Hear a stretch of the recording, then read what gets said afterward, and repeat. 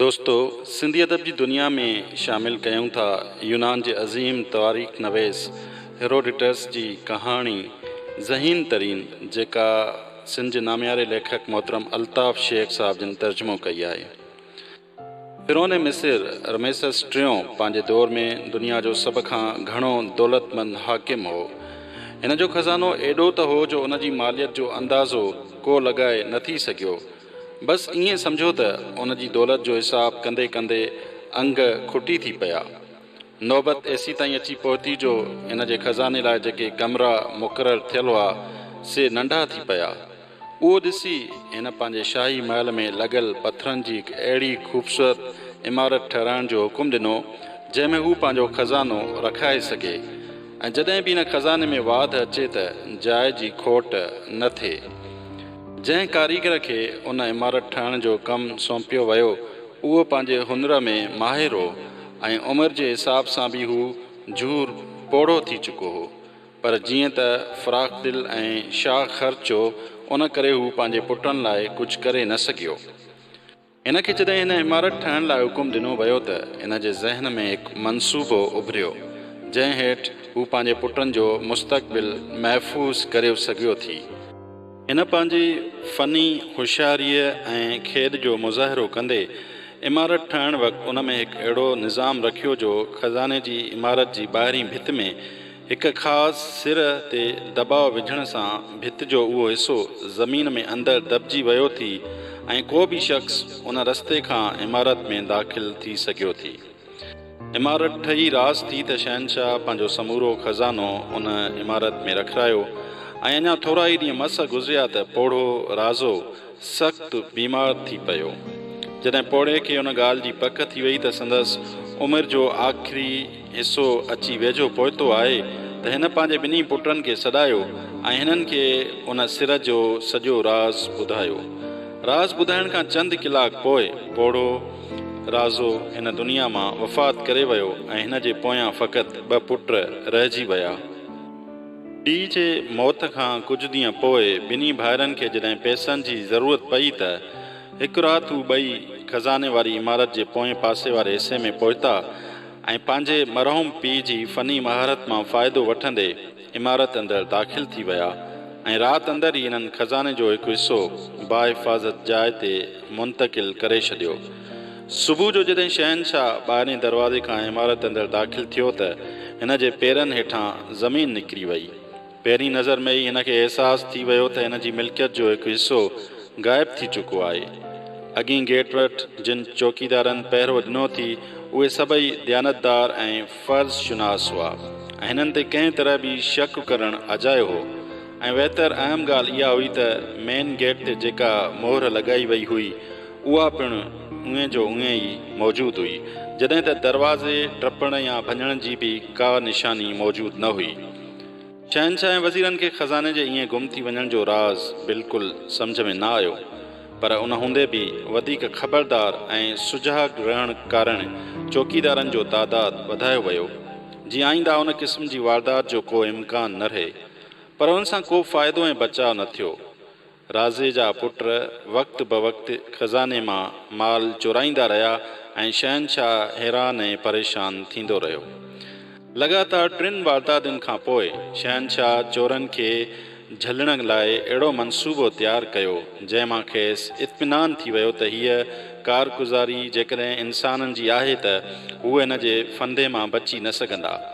उन मनसूबे हेठि शहनशाह ख़ज़ाने जे चौधारी ॻुझा पिंजरा रखाए छॾिया जीअं केरु चोरीअ जे इरादे सां अचे त उन्हनि मां बची न सघे। शहनशाह जे उन मनसूबे ते अमल थियण खां कुझु ॾियारा पोइ हिकु राति ॿई भाइर आदत मूजिबि ख़ज़ाने वारी इमारत जी पट खां वञी निकिता।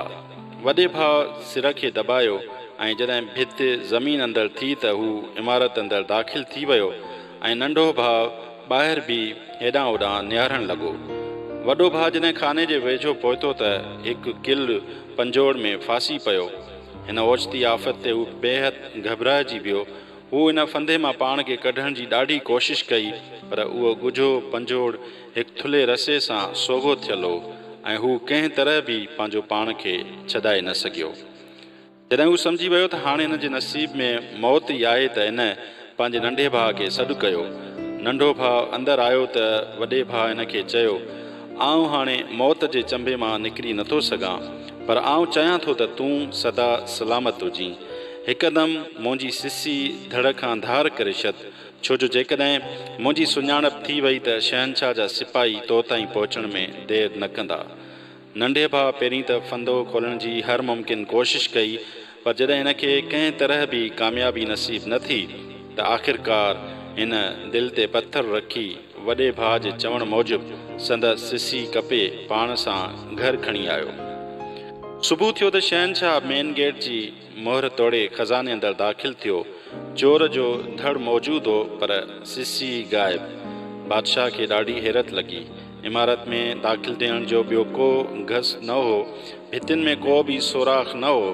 पोइ चोर कहिड़े रस्ते खां अंदरि दाख़िल थियो?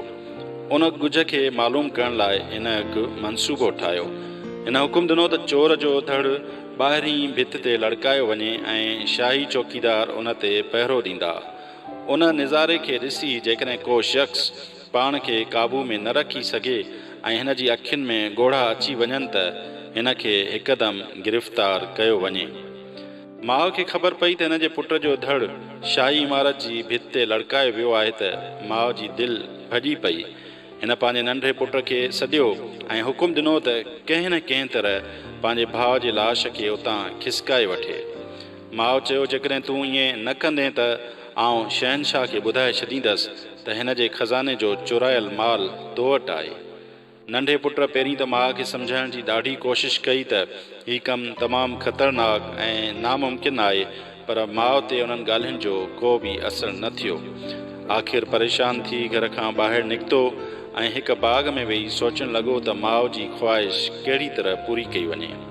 हू जॾहिं उतां उथियो त हिकु अटकल हिन जे दिमाग़ में अची चुकी हुई।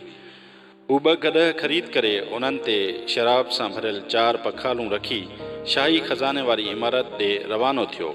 जॾहिं हू उते पहुतो त शाही चौकीदारनि खां नज़र बचाए हिन 2 पखालनि जा मुंहं खोले छॾिया। पोइ जॾहिं हिननि मां शराब वहणु लॻो त हू बचाव लाइ रड़ियूं कूकू करणु लॻा। हाय हाय, आउं त तबाह थी वियुसि, लुटिजी वियुसि, आहे को मुंहिंजी मदद करे। कावड़ मां पंहिंजे 2 गॾहनि खे मारणु लॻो, ॼण त उन्हनि जो ॾोह हुजे। जॾहिं शाही चौकीदारनि हीउ हाल ॾिठो त हिननि जूं वाशूं टिड़ी वयूं ऐं हू पंहिंजा थांव खणी गॾह ॾे डोड़ण लॻा ऐं वहंदड़ शराब मां वटा भरे भरे पीअण में मस्तु थी विया। नंढे भाउ जो उन्हनि खे ईअं कंदे ॾिठो त मंसूबे मुताबिक़ हिननि खे घटि वधि ॻाल्हाइणु लॻो ऐं पोइ जल्दी खणी माठ अख़्तियार कयईं। शाही चौकीदार हिन जी इहा हालत ॾिसी मज़ो वठणु लॻा ऐं हिन सां चर्चा भोग करणु लॻा, जीअं हू पंहिंजे नुक़सान जो ग़म विसारे छॾे। नंढो भाउ हिननि जी उन जज़्बे मां ॾाढो मुतासिर थियो ऐं हिन ख़ुशि सां हिननि जी हिकु ॿी पखाल पीअण लाइ ॾिनी।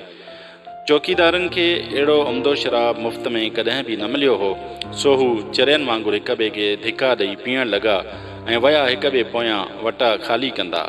हिननि पंहिंजी अहिड़े बहितरीनु मेज़बान खे बि उन दावत में शरीक करणु चाहियो, पर हिन पंहिंजी तबियत जी नाचाकीअ जो बहानो करे ॻाल्हि खे टारे छॾियो।